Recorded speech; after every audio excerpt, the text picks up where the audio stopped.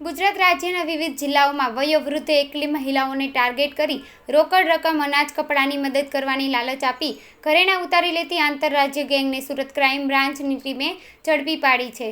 પોલીસે 4 આરોપીઓની ધરપકડ કરી છે. તેમજ પોલીસ તપાસમાં 9 ગુનાના ભેદ ઉકેલાઈ જવા પામ્યા છે.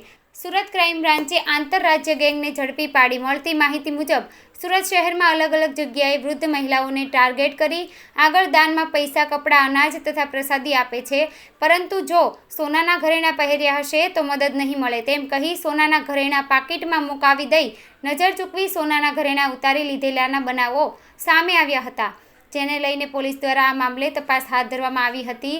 દરમિયાન આજે સુરત ક્રાઇમ બ્રાન્ચની ટીમે એક આંતરરાજ્ય ગેંગને ઝડપી પાડી કાયદેસરની કાર્યવાહી હાથ ધરી છે.